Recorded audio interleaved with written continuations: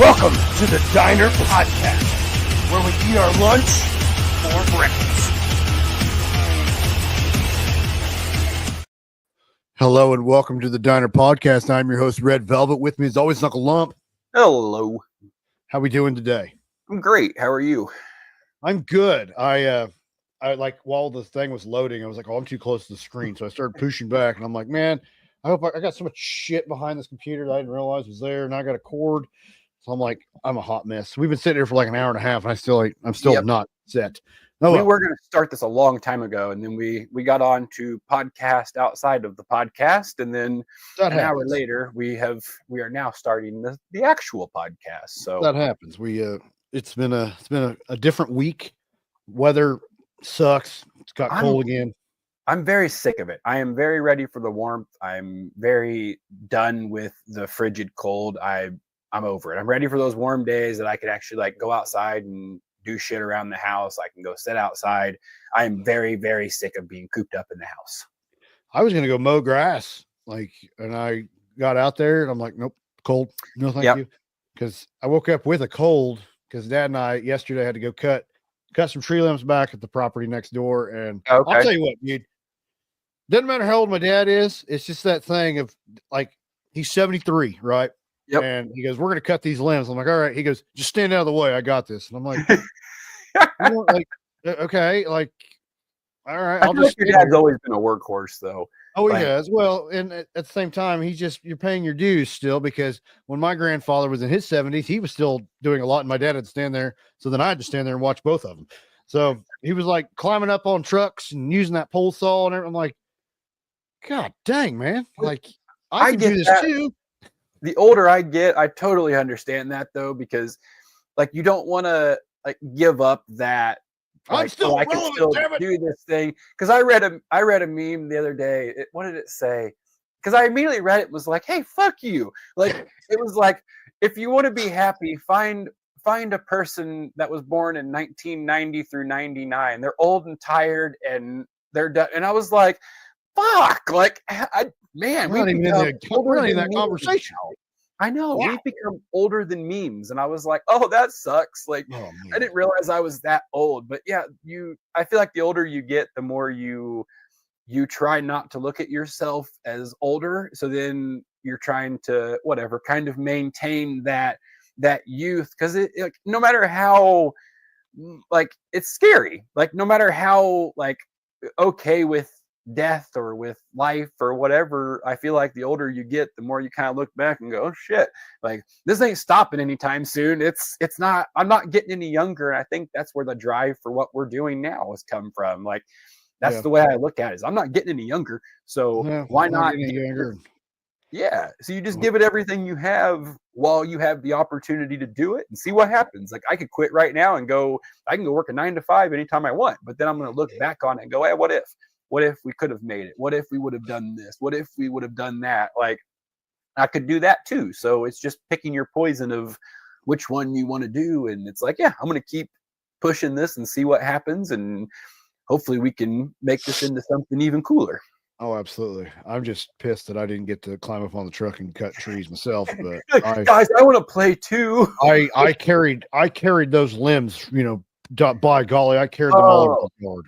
That's why they were cutting them down. They wanted your ass to carry them back. Oh yeah, that's how it goes. The ground guy's got to pick up all the crap on the ground. But I was like, I go, Dad, do you want me to get it? I mean, he's like, no, I got it. I'm fine. Well, you sure? Like, I don't want you're in the 70s now, but I'll put money on it. My dad could outwork any 30-year-old now. I know he can outwork me 150%. I'm positive of that. I was just like, shit. But it brings me back to a funny story. Like we were talking about being relevant and everything. Yeah. Back when I was at another church that I grew up in, they were dedicating a shelter, and they wanted to bring the piano on the basketball court to play songs or whatever the fuck. Yeah. we're talking 1800s or whatever, like the heavy ass piano, like heavier than balls. And it's still that, I was 2011 at the time. And so I was probably 22, I was 22. I'm still a kid in these people's eyes. There were six of the adults carrying this piano, and they get it just out the door, and they, we got to do the rest thing. We're like, we guys got to rest, take a minute. Yep. And I understand that.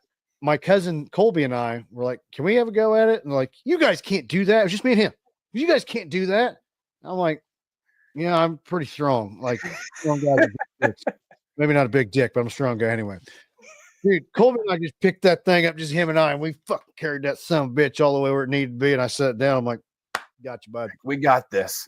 That is always fun whenever it's like, hey, can you carry this? And it's like, yeah. And then you just pick it up and walk it somewhere. And they're like, oh, it could have helped you. And it's like, oh, I thought you just wanted me to carry it. My bad. Yeah. Well, Makes you feel like a superhero. When it's like heavy, long things that, I can't carry by myself. Yeah, I'll take the help. But it's just, and it was heavy. Like, it was heavy. But I'm like, 2 of us, 6 of them. We got this. These old people. Well, you're talking to 2 guys in their young 20s who actually went to the gym quite a bit. I drank a lot of beer then, but I did go to the gym a lot. So that's one of my favorite things. My wife can never open her cup, so she always walks it over. She's like, "Will you open this, please?" And I'm like, "Yes, I will." And then I open it, and whoa. Is that because you over tighten it to be a jerk? No, I didn't do anything. No, I did do that with a shaker for a while. I did not do it on purpose, but one of our shakers I forget what happened to it. It like got broken or something happened, so I stopped using it, and we were just sharing a shaker in the morning. I would drink mine and then give her hers or whatever.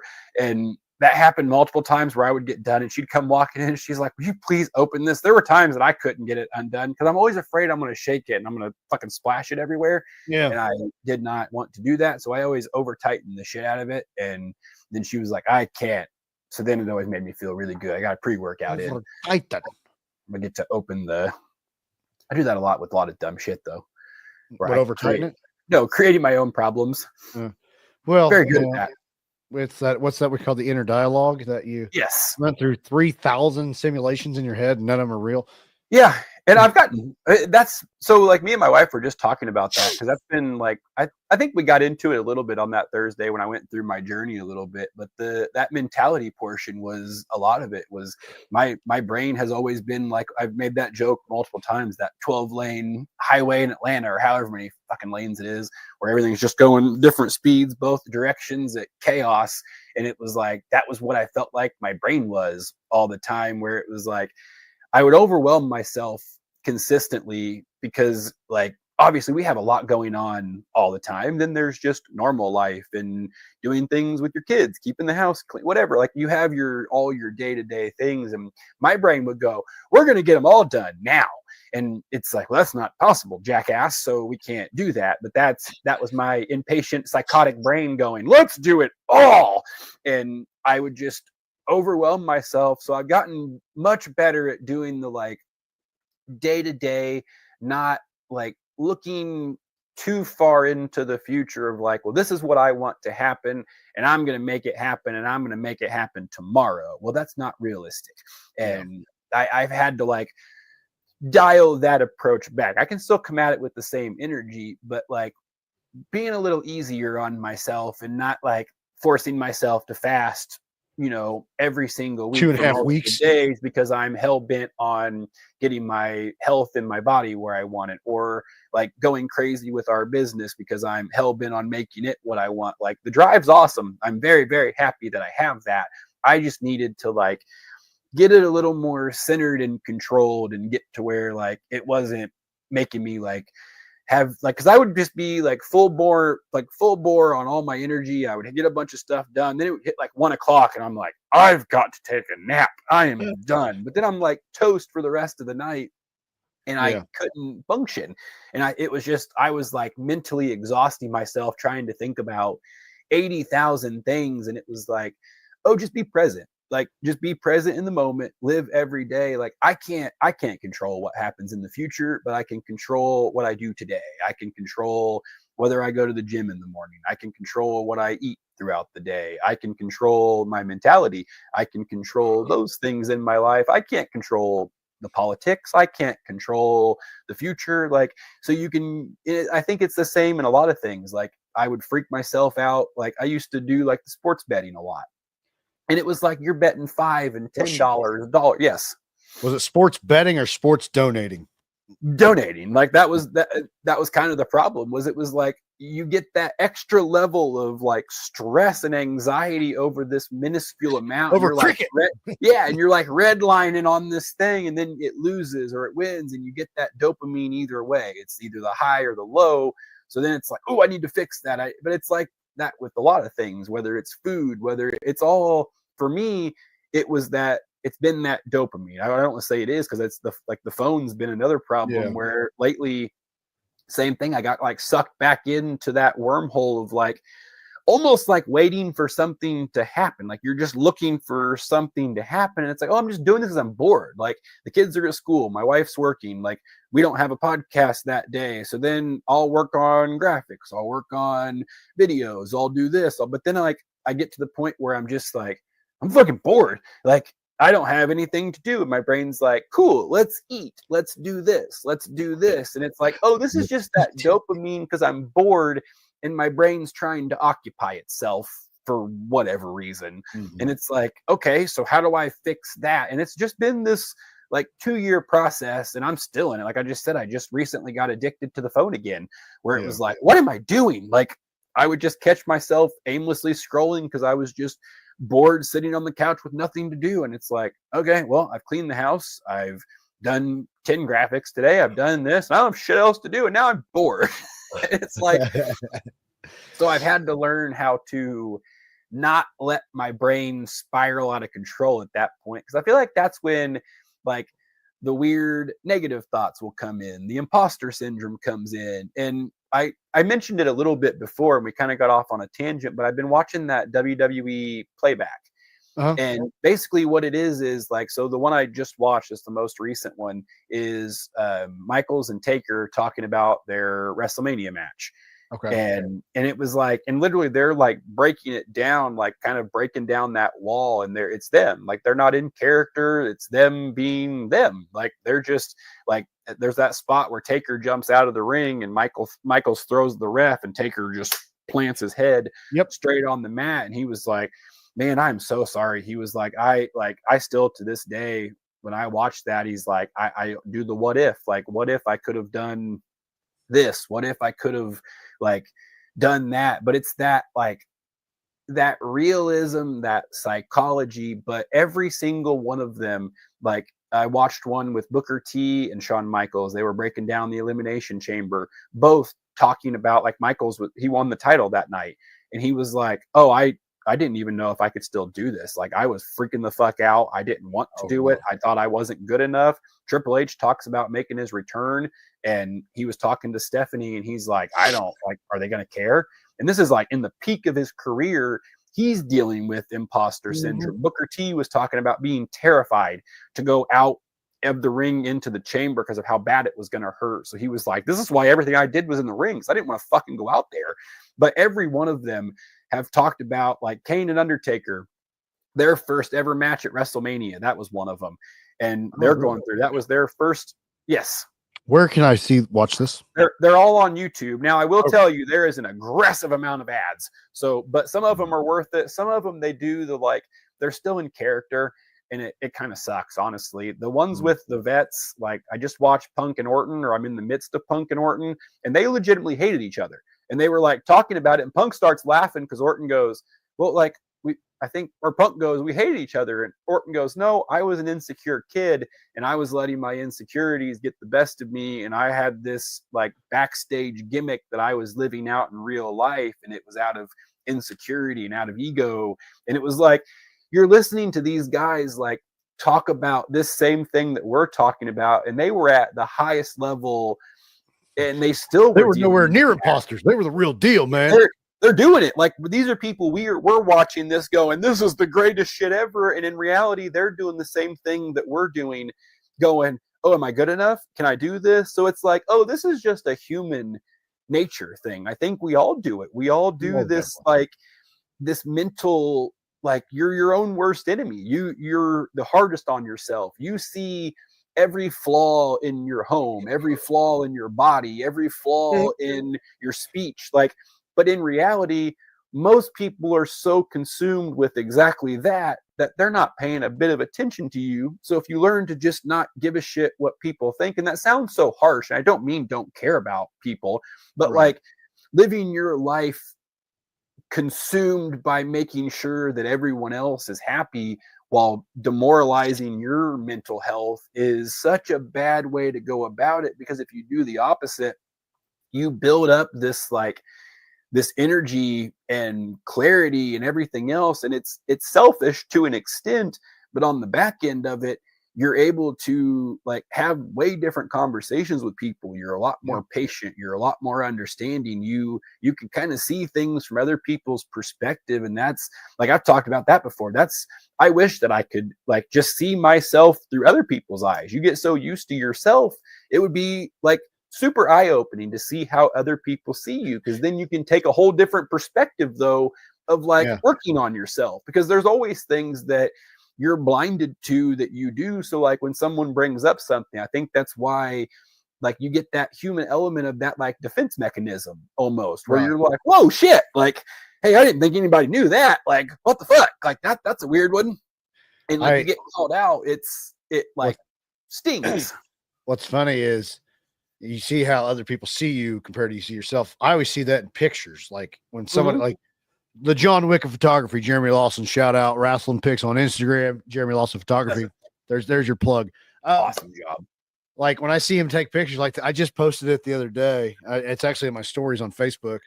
I'm wearing Dalton Davis's, medium vest. And I was like, dude, I look really fat. Well, I am really fat. Like, but okay. So can I tell you my perspective? What? I thought those pictures looked awesome. When I was scrolling through them, like not one time, and I'm being 100% honest with you, I'm not just like that's fun blowing smoke. Like when I was looking through them, I'm like, oh, these are fucking cool. These are fun. They're funny. Like not one time did I go, oh, Evan looks like shit.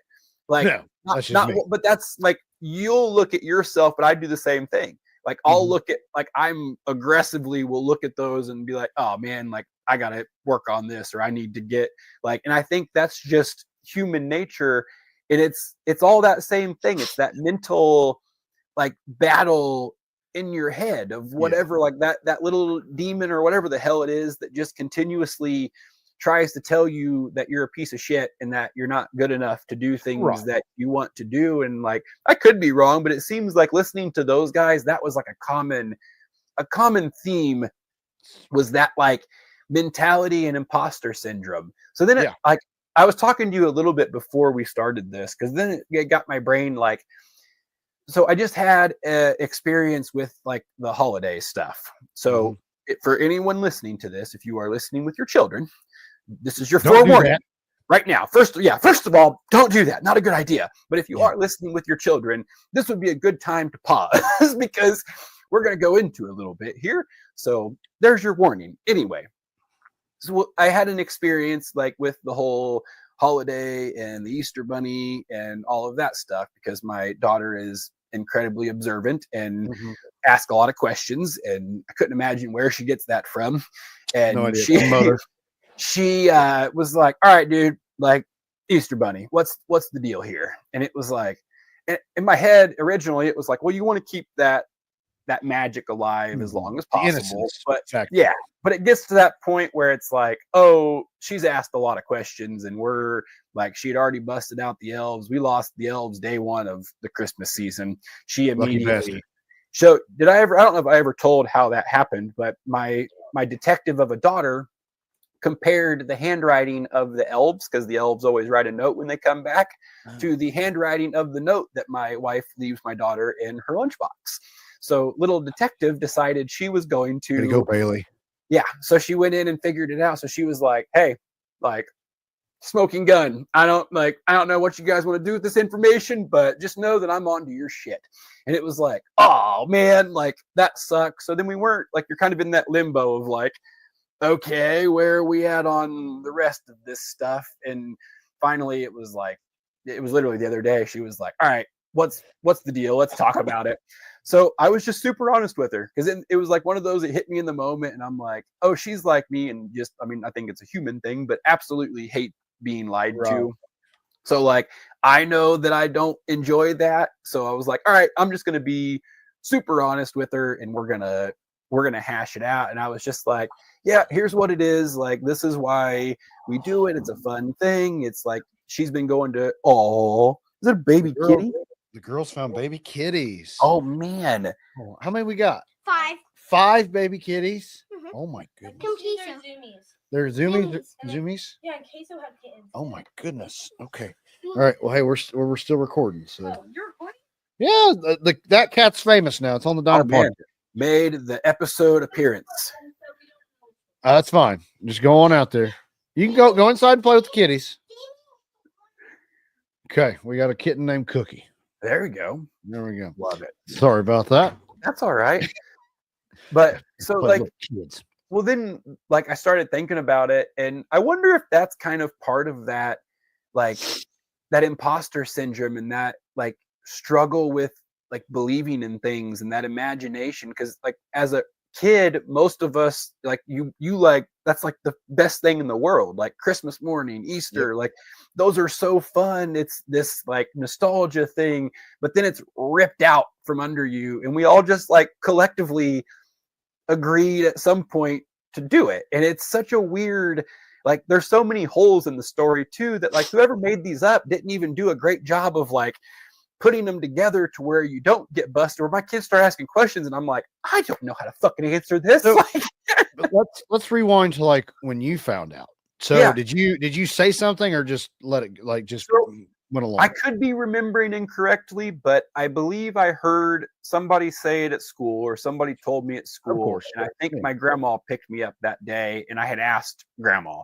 like, hey, what's the deal here? And it was like, I don't remember. Like, I don't remember exactly if she answered me or was like, hey, you need to talk to your parents. Like, I don't remember, but I do remember like, then my mom and dad set me down and was like, hey, but like, I'm 36 years old. I don't remember shit, but you just asked me that. And I went right back and could like, but that, so clearly that sticks with you to an extent as a kid. Like, and obviously as you grow up, it's like, oh, I don't want to believe in that. But it's interesting to think about that of like, I wonder if that's where like the struggle with people believing in religion, that was another thing that I've just recently like dabbled in. So like you kind of lose that imagination to an extent where then it almost like, I guess in my brain, maybe lumped together, where it was like, oh yeah, that's what that is. And then you find out that Santa's not real. You find out the Easter Bunny is not real. And it's like, whoa, shit. Like your whole life gets turned upside down, and then you just kind of move on and don't ever like, and I think that's pretty common with everybody. What was yours? Well, I just like, it was about 5th grade, 6th grade. I want to say 6th grade because you just start figuring, like, I just figured it out. Like, it was just like, but I didn't want to say anything. I guess I didn't say that. I was 1st grade, I believe, whenever. Holy crap. To me. So yeah, I was way earlier for. Yeah, it was because I just played along because I was like, they're enjoying it. But then I started realizing like they're actually they're funding this. They are going above and beyond for just that love, I guess. The love of us kids. They want to do that. It made me appreciate more. Like, so that's where I think my daughter just was. It was super interesting. Where like it's always been a question thing, and she's always been a little like on edge with it. So then we had that conversation, and then I think it was last night we were sitting there talking about Easter, and she was like talking about like whatever, talking about the holiday, talking about like so it was like this relief for her, where it wasn't like the whole time we've been trying to keep this thing alive, but in reality it was a stressor to her. Like it wasn't like something I even realized. Like you don't think about that being stressful. Well, would you be nervous about a 7-foot bunny hanging out your house? Yeah, or like a big fat man breaking in your house with a group of deer. Like there's a lot of holes in these stories that don't make any sense. Like a goddamn Easter bunny walking. Goddamn, that's not the great way to. Sorry, I apologize. The Lord and Savior was revived from that day, but yeah, there we go. He left the key. Not the way, but I do feel like that's where the materialistic portions came into play, is these like mythical creatures that were added to it that bring you presents. And I think that's where that like got a little funky and wonky because then the holes in the story started. Then it becomes this material thing. Then it's like this weird competition because like you get on Facebook and it's like, oh, the Easter bunnies went to my house, the Santa Claus has been to my house, whatever it is. And then you have people that are struggling. And that's not their fault. Like that's not the people's fault posting it, whatever. But then that's just playing into that mental health where these people who are struggling are looking at that going, damn. Like, that's comparing chapters again. Yeah. But I think that's where it all like weirdly balls up into this where it seems like a lot of things are meant to fuck with our brains and make us either negative, stress, that fighting, like just the way people post things on social media to gain a reaction. Like they're not posting because they want to put out content. They're posting because they want someone to disagree with them and then start that infighting. Because like we see, you get paid for that engagement. So we could 100%, we could take this page right now and start pulling out all sorts of clickbait things and posting them on Twitter just to get people to fight. And we would 100% start progressing on Twitter, but I don't want to ever do that. Like I don't want people fighting on my page. No. I get anxiety. I get anxious when that shit happens and I see it. I'm like, delete. I don't even see it. Yeah. That's why I post and don't look at shit because it's so much easier. Just like I learned that one from listening to like Rogan and Burr and all these people who are like if you read, like Rogan says it all the time, if you read the comments, you're a psychopath. Like you're just asking for for mental problems to arise because it's like you're gonna get both. We've been very lucky and there's not been a whole lot of wildness, but that's also, I think that's the same thing though. You are asking for that craziness when you're just always looking for that controversial thing because you know that someone's going to disagree with you. They're going to come on and then they're going to start a multitude of people disagreeing with you. Well, then the people on the other side of that are going to feel bad for you. They're going to come in with their guns ablazing and they're going to start fighting. So then all of these comments, you're just paying these people. They've learned how to use human psychology to get people to fight so they make money. So then that's why you see all the fake shit all over Twitter or whatever, because they make money off of it. So they're posting it knowing that they're just doing it to get people to click on it, to look at it, whatever it is. And I get it. You're making your money, but it's also bullshit. And that's why I think that's why the world's the way it is right now, because no one knows what is real. Like everything, when did the world turn into professional wrestling? And professional wrestling is more real than the real world anymore. Like I feel like the age of social media has not helped. Social media is a good tool, but it's also a powerful weapon. And that's unfortunate. Unfortunately, that's where I feel like the divide has come because people's got a voice. Everybody has a voice, and that's not a bad thing. But it's okay to disagree. It's okay to see things, not 100% one way or the other. You can say I like topic from left side B and right side A. And that's kind of where I fit in, is in between there. Not, it's got to be, one side or the other. And you're wrong if you think any different. No, it's like, this world's huge. This world, I know a lot of people have a hard time thinking about it, but the world is beyond Brazil, Indiana. The world is beyond the Wabash Valley. The world is beyond Indiana and the United States. So like, there's different walks of life everywhere. So we got to be, I don't want to say, you got to be receptive to, I don't say, you don't have to agree with it. But you got to understand, hey, that's their belief. That's fine. We can, if they're like lying dead on the side of the road, would you not try to help them as a human being? Yeah. Like, well, he likes the Colts. I like the Texans. I'm sorry, dude. It's just like, no, we're human beings, and we're all children of God or Allah or Buddha or Shiva, whoever. That's fine. Whatever you want to call it. We're all human beings. We're all people, and at the end of the day, you want to be kind. Be kind to each other, and if your neighbor's hurting, try to do what you can to help them.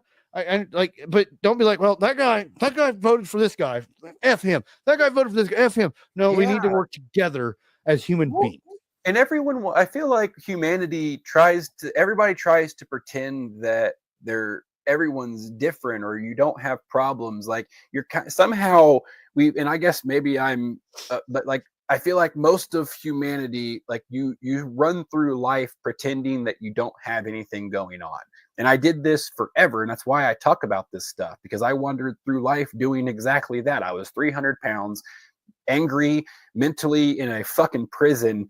And this is literally the happiest, the healthiest I have ever been in my life.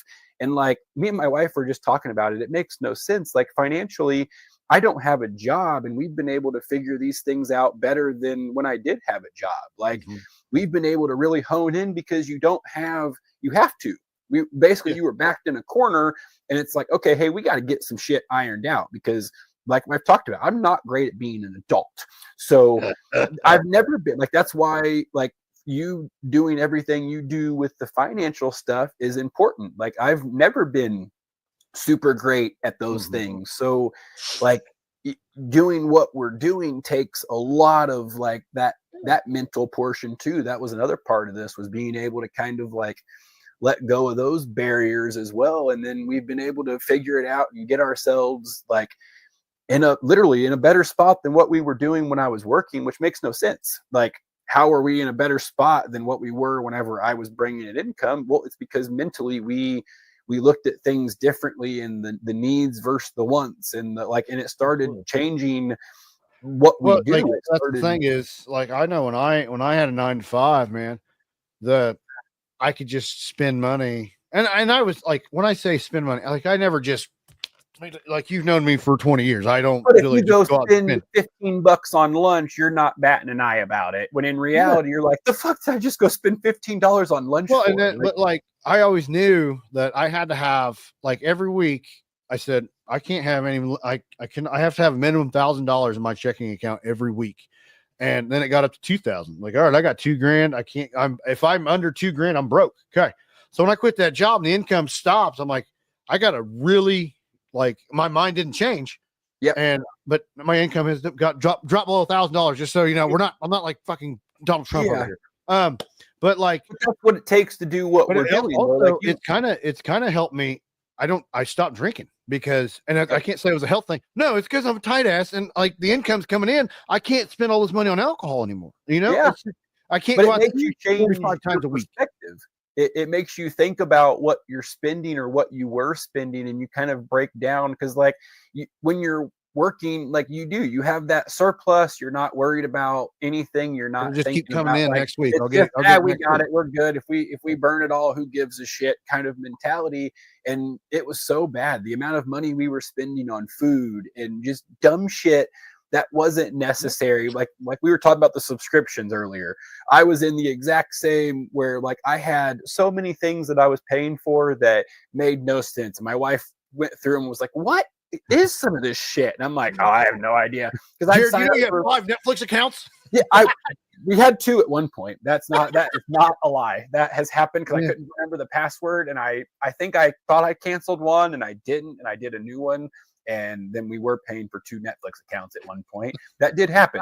But I would do a trial for something, or I would be like, ooh, I want to see what this does. And then I would totally forget that it happened. And then something like that. But that's been like my brain with finance is my whole life. Like I've never been. But also at the same time, you weren't like taught that. Like that wasn't the thing you were taught. And that's where I was blessed with my parents having rental property and things like that. I was taught, hey, you got this, you got to pay for this. And so did I follow it to a T? Absolutely not. But I had the foundation set for me. And I'm like, all right, cool. This is what we need to do. Because dude, I'll be honest with you. I was a teenager. You would have probably thought I was a drug dealer, because Dad would send me to the bank with a couple grand. Hey, go deposit that for me. And it's usually cash. Here you go. And he goes, you as a 15, 16, I guess 16, I had a license.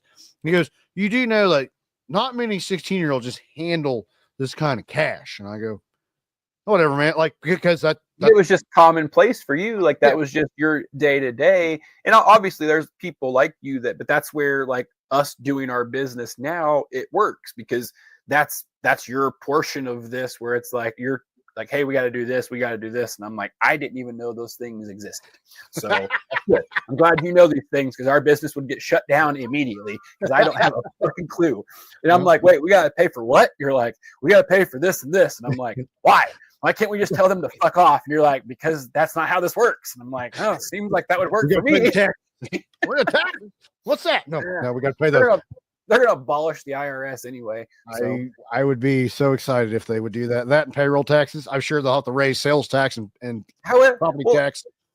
Well, they just tariffed China up the wazoo, so it'll be very interesting to watch how this all plays out. So it'll either collapse in a fiery doom, or it'll work and everything. Dumpster fire is the greatest thing ever. We don't know right now. We're still the figured out section of life. Well, and that's where like that was the same thing. Like I would like obsessively look at this stuff and watch it because it was fascinating. Like it's our life, it's our country, it's our world. Like so you're watching these things, the wars, the fighting, the bullshit, the pedophile, whatever it is, and it's like, oh, nobody's doing shit. No one's going to do shit. No one. They're all. It's all the same thing. It's going to be corrupted. But I'm convinced that it's not irrelevant. But like this happens every 4 to 8 years, and then it kind of just goes back to status quo. Like some things are going to change. So, but in the grand scheme of things, it seems like you can just mentally consume yourself. It's a roller coaster, but it's like the kiddie roller coaster. It's like, yeah, you're not going to see any big. Now, I hope I'm wrong. I hope that they come in and all these pedophiles get arrested and this corruption and the money and all the bullshit. But like, I was getting to the point where like they said day one. So then when he got in office and then Kash Patel takes over the FBI, I forget her name, the Pam Bondi or whatever her name is. I think that's it. But like, they were all saying, oh, this is coming out day one. We're doing this. And then again, it's fucking April and we're still nothing. The JFK files were released. They didn't tell you shit. It Sharpie designs. Yeah, it didn't do anything. And it's like, oh, the only reason you wouldn't release it is if you're all corrupt. The only reason that you would do all of this bullshit is if you're all corrupt and you're just waiting for the news cycle to pass because you know everybody's ADD as fuck and that no one's going to pay attention long enough to keep this on. Even the people who are like balls deep into conspiracy theories have moved on to AI and dire wolves and everything else. Like they're flooding it with so many wild things. Like how can you keep, but I want to talk about that momentarily. But like, how can you keep on what's going on when it's flooded with these wild things? That dire wolf shit is insane. Like they so took like, what is a dire wolf? Like a 5 foot tall dog? Basically, yes. So like if you take a wolf, the picture I saw, it looked like it was about double the size of a normal wolf. So it would come up to about our chest, give or take. If you've ever watched Game of Thrones, it's those wolves. So it's basically those. What they did was this guy figured out, for anyone who has not seen this has literally been everywhere, but he took the embryo of a gray wolf, I believe. It was either gray wolf or a red wolf. I think it was gray. But then they were able to extract the DNA from these dire wolves that have been extinct for 10,000 years. I think he said from a tooth. And they pulled like 15% of the DNA. Well, then they used AI to like map it all out. And then they crossed it with the gray wolf DNA to basically resurrect this dire wolf. So that's kind of the gist of how they did it. Well, and that's not going to fight in the ass at any point in time. But essentially, they're able to bring back extinct species that they can pull the DNA from, which is awesome and terrifying all at the same time, because these people just used computers to bring back something that's not been alive for 10,000 years. And that they don't know. They honestly don't know it's like traits or anything. So he made that comment multiple times. He made the comment that they're on this preserve, that they're on this giant preserve and whatever. I'm assuming they've taken Jurassic Park style measures because, again, you have no idea. It was real successful. They made 7 of them. Fair point. But so he was talking about being on the preserve, and one of the wolves was there, and he was like trying to like interact with it, and it came up to him, but he said it got like, it was kind of standoffish. It wasn't quite sure. And he goes, I had that realization, like, what the fuck am I doing? Like, that's the last time I'm going around it. Like, I don't know what this thing's gonna do. Like, you don't. This is 10,000-year-old DNA that you just resurrected out of nowhere, and you're just gonna watch this play out and hope for the best, which could be beneficial if you have species that are really beneficial to the planet that our dumbasses have extinct because of pollution or whatever. that makes sense. But then there's like the, but what if they come out with like the Titan boa or something, like a 6 mile long snake? Well, he made woolly mice because that's their next plan, is they want to bring back the woolly mammoth. And he was able to make woolly mice. So if you look at these things, they're just little mice that they've like basically implanted. They have tusks. No, they're just like super furry. But basically they made 36 of them. And I think he said they were like 100% successful across the board with the mice. So the next plan is to literally bring back a woolly mammoth.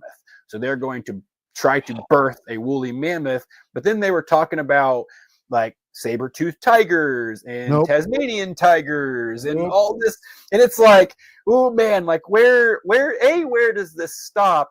And also, if that technology is out there, there is not a chance that this guy is the only person that has access to it. Someone's going to get access to it that does not have the same moral compass that this fella does. And that's terrifying, because if you can make anything you want, like he was talking about going to the government in the last administration about the dire wolves, and basically it was the red wolf.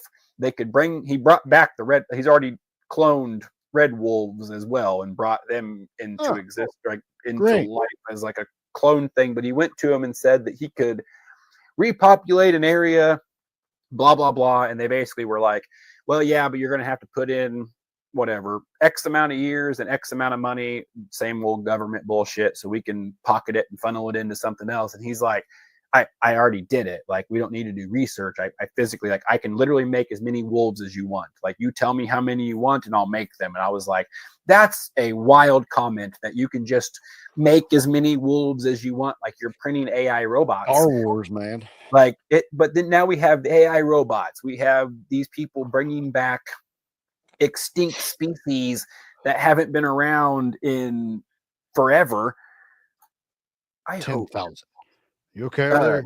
Yeah, sorry. I just realized what time it was, and I want to make sure that my child gets picked up from school. Oh yeah, parenting. Well, I worry about somebody gets the bright idea. Let's do Jurassic Park, because every movie works out so well in the Jurassic Park world, and it's like, why do we need a T-Rex? Also, the same thing with the woolly mammoth. We have global warming. Why do I want a 14-ton hairy elephant out here that's going to die for heat stroke? Well, they were talking about too, like the moral, like, and religious aspect of it, where it's like, well, how do you, like, you're kind of playing God. These were extinct for a reason. But if on the same token of that, if you kind of believe in the everything happens for a reason, maybe they went extinct back then, and this guy's here for a reason, and he's supposed to bring them back to further on the planet and humanity, maybe. So maybe. Like that's I always try to look at things that way too, of like, yes, like, while I see it that way, there also is that, like, if you do believe that everything happens for a reason and that's all happening when it's supposed to, then same concept. Maybe this guy's here for a solid purpose. But then there's also the side that maybe he's an evil asshole and he's going to, like, create all these animals. And then, because Rogan said that too, he goes, well, what, like, these Tasmanian tigers, the reason they were doing them, I forget what animal it was, but they're a predator of a problematic animal. And he was like, so what happens though if the Tasmanian tiger, then you need a predator to take down the Tasmanian tiger? We're just going to keep getting bigger and bigger in this vicious cycle where you have to keep creating bigger and bigger animals. And they can, like, I think too, they can even, like, fuck with the coding in it and kind of, like, make these subspecies. That was kind of the gist. I could be wrong there. That was just what I was getting. So then I started thinking too, if they can do this, there's no way they haven't figured out how to clone humans yet. If they can do all this shit with AI and computers, and they were able to clone, what was it, Dolly, the sheep or whatever they cloned back in whatever, however long ass ago that was. But so you're telling me they didn't progress? Was that like in the late 90s? They did that? I thought it was in 2000s. I thought it was like 10 years ago. I want to say it was like the end of the 90s when they did that, but then they were like, oh yeah, nope, we can't do that anymore. And then I think that business is still, like, up and running, which is Hopefully it's not Engine. Hopefully that's the Jurassic Park company. Oh yeah. Well, Rogan said that during the podcast. He was like, I feel like this is the exact same conversation that the Jurassic Park guy had. Like almost exactly. Like the guy was just curious. So it's like these smart people that are curious that have computers can now just bring extinct species back into the existence. Like that's kind of crazy all in itself. And I'm under the thing, evolution. Well, okay, before anybody, I believe in the creation theory and the evolution theory. They're just different timelines. Anyway, but I'm also, you evolve or die, and there's a reason these animals aren't around anymore because they didn't evolve, and now we don't need to bring them back because we've evolved into wimps. I don't want that. Well, what if those dire wolves, like, we have no idea what they're like? What if they have an insatiable hunger for humans and they keep walking this preserve and they keep running into a glass wall or whatever the hell they build it out of, and they get curious? Like I've said that with the robots. The robots, the AI, I told you this the other day, but we're going to talk about it on here too. But the AI has passed the Turing test, which is basically makes it indistinguishable from a human. So they're passing these human tests that are telling them whether they can, like, whatever, like you get those tests when you're trying to log into something that says, I am not a robot. Like they're passing those tests now and getting through as a human, which is, again, insane that that's even possible, that these things have learned that much so quickly. Like there's a lot of people who still don't even understand how AI works, have never used AI, and this thing is already indistinguishable from a human, and it's teaching itself every single day. All of this information we're inputting into it, that everybody across the globe is inputting into this thing, it's learning humanity at a rapid rate, and they're all trying to get bigger and bigger and bigger and better every single day. It's basically an arms race with technology. And it's like, holy shit, we are in for a wild next like decade or two. It is going to be insane. Like at what point does at what point too much? Yeah. Like at what point is that like, and this is going to be such a weird way to look at it, but like it's just an easy analogy. But look at wrestling back in the 90s and early 2000s compared to now, where like you almost crave that like less digital. Like you almost crave that at times where it's like, oh good, like that shit's bright on my fucking eyeballs. Like I'm glad they went back to the just normal canvas look. Or like at times like they had those fucking video boards on the side of the ring for a long time, and it was like, this is aggressive. Like everything in here is LED lights and I can't see. And it's the same thing with technology. It can be too much where we get into this world where we become literally obsolete. Like, and that's terrifying. If there's, and I'm the same way, man. Like there's points I get like, I said, throw the phone over, like get rid of the phone. I'll be like, I just want to watch TV like a 90s kid and just turn it on and that's it. But it's too much. Like there's so much technology around, and that's where I feel it. Yes, like, I'm like, you guys just can't get away from it. It sucks. So have you read all the studies that talk about the like radiation that comes off of all of our shit? Like all this stuff, like beams that blue light, our phones emit this frequency, and it's all like, it kind of all fucks with us. I don't think our human bodies are meant to be around this much technology 100% of the time. Like we are tethered to those phones. Like you don't leave your house without the phone. So it is attached to your hip, in your pocket, next to your body all the time.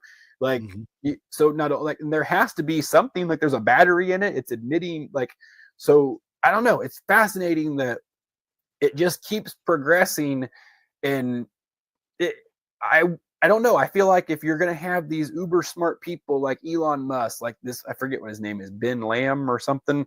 It's whatever Rogan's most recent podcast is. I think it was Ben Lamb or something along those lines. But Ben Dover? No, it was not Ben Dover. But how do you like allow those things and not put any sort of like restriction on it, and and making sure this is being done the right way, and like, oh well, you have enough money and you figured out how to do it, so go ahead and bring back a bunch of endangered species that might kill us all, or go ahead and create these robots that are going to end the human workforce to an extent if they do it the way it seems like they're going to do it. If they can pump out I think Elon said 600 a day, and that was recently. Like that's going to change. That's going to get bigger. That's going to get more productive, and they're just going to keep doing the same things over and over and over again.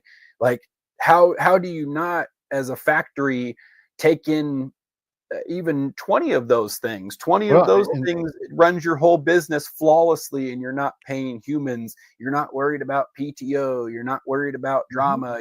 You have the most efficient workforce ever, and they're paying one time. You're just keeping up with maintenance. They're gonna figure out things to make your business better. Like it's an all around great thing for that business owner, for humanity, and those X amount of people that work in that factory. That's probably not great, because how does it not go to that? Like, you see the greed in these corporations now. They don't give a shit. They try to work people 24/7 the way it is. Imagine if you can literally work robots 24/7, but then what happens to humanity? What happens to all of these jobs? Like, there's already a struggle with job market, and like constantly on and off. What happens when these companies can go out and spend a fraction of the cost and make their business run 150% more efficient? Who's not going to do that? Every business person in their right mind is going to go, yep, I'm going to switch to that. Like, that's just like, look at everything now. The U-Scan, these Amazon stores that you can go in that are literally like manned by robots. They can stock the shelves. They're immediately, like, you buy something, those Amazon stores, there's no people. You fill up your cart and you walk out, and it immediately charges your Amazon card. It knows when you're pulling them in, you're scanning it, and it charges your Amazon when you walk out, and a robot's walking around stocking the shelves. Like, you walk into fast food restaurants, and they're all the kiosk now in the middle. I hate those, by the way. Those suck. When does that go to these kids in high school or college don't have a job anymore because these robots are flipping the burgers and doing these things? And again, working 100% efficient, time, everything else, it works in the business owner's favor. And you can do that with most professions. Like, that's a lot of, now it won't eliminate everything, but boy, does it eliminate a lot. It eliminates a lot of repetitious work. You know what I'm saying? I mean, it does. And that's what's scary, is college right now is expensive. So you're like, well, I'll just not go to college. I'll go work at this factory. Well, that's fine. But then once they replace you, it's kind of like a catch-22. You're like, shit, well, I've only known this manufacturing gig for 20 years. I'm in my mid 40s now, and they have just axed my position. What else can I go do? I'm a manufacturer. Well, every other manufacturing plant around has replaced manufacturing. And it's like, shit, what are you going to do? Now you're amongst and how does that not, like, how is that not where this is going? Like, how do they not put regulations on that? And I know we're not too far from it, but if, like, AI's not been around that long. So for AI to go from what it was when it first started to where we're at now already, and it's like, holy shit, that didn't take long, and it's going to keep doing that faster and faster and faster and faster, because it's learning. It's constantly teaching itself and evolving like we are. So we don't know where we literally gave birth to a species. Like, it's going to keep growing, and boy, is it terrifying that they treat this like an arms race, that nothing bad can happen. Like, if they're already starting to figure out how to be humans and they're indistinguishable on these Turing tests, where is it going to go? Like, or you see these robots where they're making like the sex workers and shit out of these robots, and like, but they're already so lifelike. And you think they'll be more expensive or cheaper? I mean, well, but you're looking at a one-time purchase. Well, I meant for the customer. Oh, if you're like, oh, that's weird. Like, you're like a brothel of robots. They were just talking about that on Rogan. That is, that would be disgusting. I forget what they said. They were like, so what are you doing? Just paying for the silicone piece when you walk in, you buy your own silicone piece to insert in your robot. I don't know. Like, man, it's wild to think about. It's especially when you see what AI did, bringing back an extinct species from 10,000 years ago. AI is passing a Turing test and human-like. Like, wow, that came a long way in a really short amount of time. Like, that's not been that long, and they've already been able to create and do everything that they have. And it's like, wow, where is this going to go? This is fascinating. And I hope it stays in the right hands. I hope that it stays in good, but boy, could a lot of evil fuckfaces do some wild shit with this stuff. The bad guys can get control of it, and then we've got, who knows? I don't want to know what kind of, we'll have Titan boas and saber-toothed tigers and pterodactyls. This is probably why humanity has started over multiple times, because they get so far and then we get the AI. Her AI come through, reset, wipes out, and it's like, oh man, they did it again. Like, what if that's what it is? Like, we're, as humans, we're just in this cycle trying to figure it out, and we keep birthing evil AI that takes over the world, and or whatever, the universe, angels, whatever, are just watching going, for the love of fucking idiots, stop doing it. Well, if that's what it, we just keep reliving. Can I get like the generation ahead? Can I be like born in the late 70s? So like I'm about dead when the AI comes back around. Like I don't want to go through it again.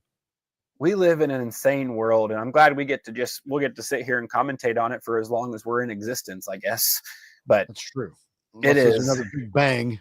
And if this is stuff that interests you, please go do your own research. We'd like to just ramble, and I'm fairly sure that I'm pretty accurate on most of these things, but please go do your own research, because I read a lot of shit and sometimes I forget about things. So I don't research this at all. He just tells me and I just react to it. So I do not know anything about it. I just know I've watched a lot of Jurassic Park movies and a lot of Terminator movies and a lot of Star Wars, and the clones get Order 66. You got Terminator takes over the world. Jurassic Park, the dinosaurs take over the park. Like they've been warning us all along. Don't do this shit. The robots and the dinosaurs aren't gonna work. Don't do it. They've been telling us for our entire lives. Don't bring. And then this jackass is like, you know what? We're gonna start with wolves, and I'm gonna work my way up.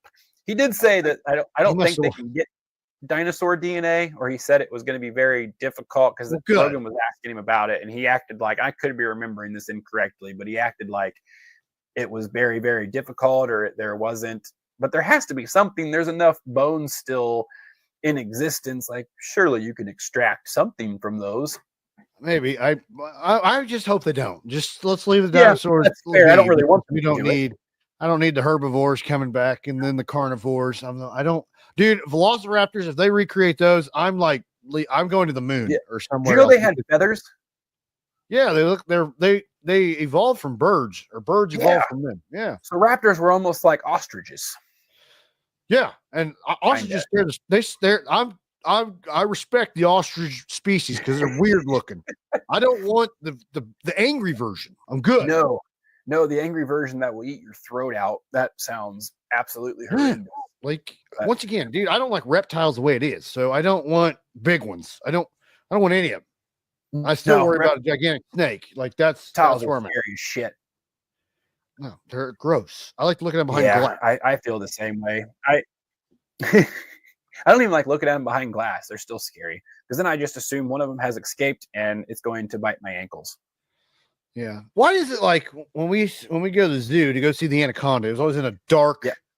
But why? Why is it dark? Because same thing. They still have it. They have that whole fucking room full of snakes, and you're in a dark ass room, and it's like, oh, I don't like this. There are empty snake containers everywhere. There are tons of poisonous ass snakes in here, and this seems horrible. Why is the black mamba cage empty? Why? Yeah. Where is it? What are you doing? Why are you bathing the black mamba? Why would you take that? What? First off, why would you collect these animals? And you know what? The zoo's okay, I guess. They're trained, but why do private people get poisonous snakes?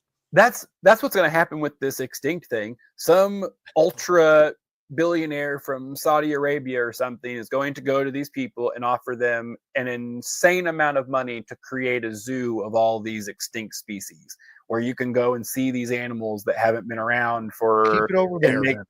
But that's that. I mean, I don't know how it doesn't go to that. How someone doesn't come in with the $1 Million Man's mantra of everybody has a price and says, hey man, I'm willing to offer you $1 billion for you to create me a zoo. Here are the species that I want. We've been able to get the DNA. Here's everything that you need. Make me a zoo.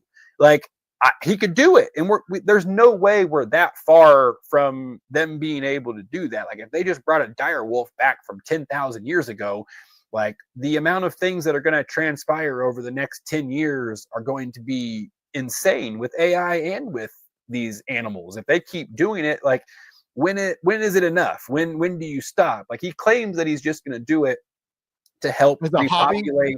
Well, it's like to help repopulate species that are like good for the environment that we fucked up, whatever.